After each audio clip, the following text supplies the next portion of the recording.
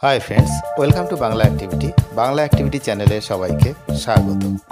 আপনারা জানেন আজ 23শে জুন 2025 হাইকোর্টে প্রাইমারি 32,000 চাকরি বাতিল মামলার শুনানি ছিল এবং যথারীতি দুপুর 2টোর পর সেই মামলার শুনানি শুরু হয় এবং দীর্ঘক্ষণ শুনানি চলে।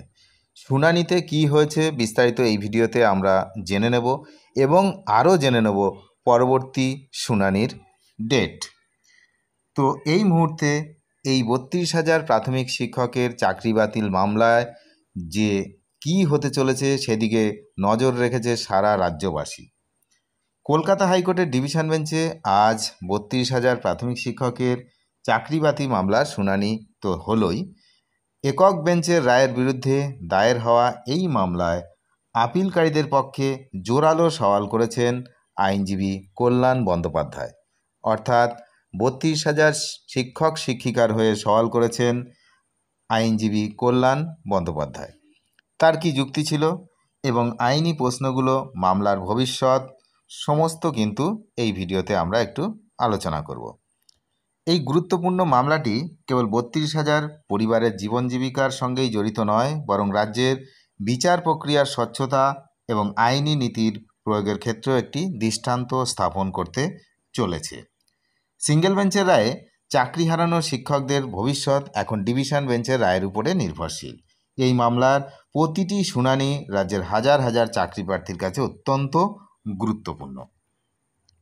আইনজীবীদের মূল যুক্তি এবং সওয়াল কী ছিল সে বিষয়ে আমরা একটু জানব।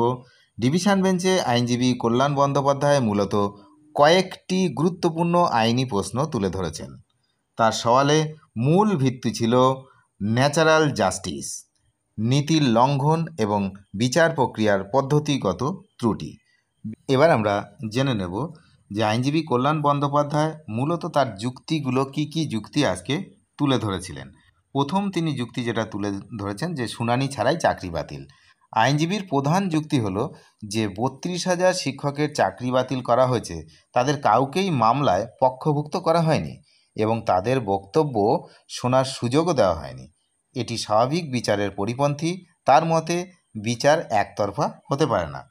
আবেদনের বাইরে গিয়েও রায়, মূল আবেদনকারীরা তাদের আবেদনে সকলের চাকরি বাতিলের দাবি জানাননি, কিন্তু একক বেঞ্চের বিচারপতি সেই আবেদনের গণ্ডি পেরিয়ে একটি বৃহত্তর নির্দেশ দিয়েছেন যা আইনিভাবে বৈধ নয় বলে আইনজীবী দাবি করেছেন।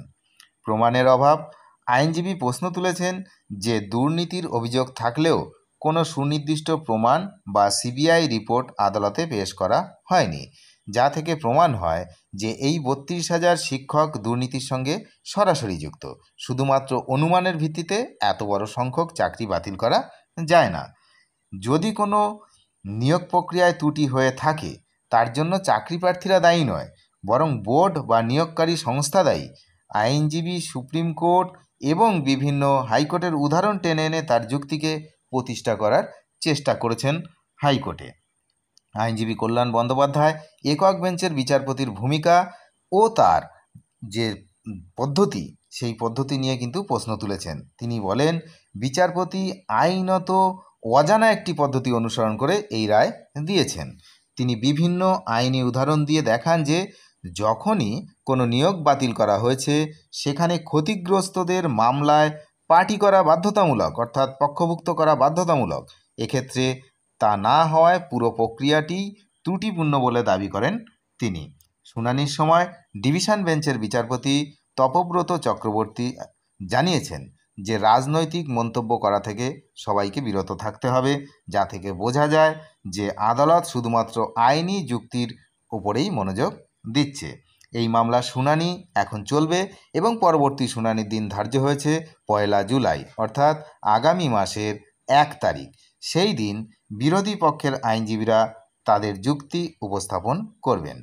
কল্যাণ বন্দ্যোপাধ্যায়ের জোরালো সওয়ালের পর চাকরিহারা শিক্ষকদের মধ্যে নতুন করে আশার সঞ্চার হয়েছে।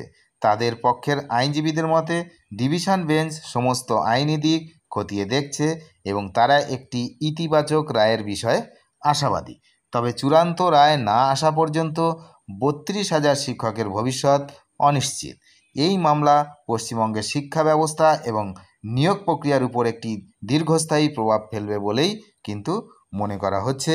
এখন আপামর জনসাধারণ সবারই কিন্তু নজর এই আদালতের উপরে এবং আগামী শুনানি 1 জুলাই, সেদিকে আমরা যেমন নজর রাখছি আপনারাও নজর রাখবেন।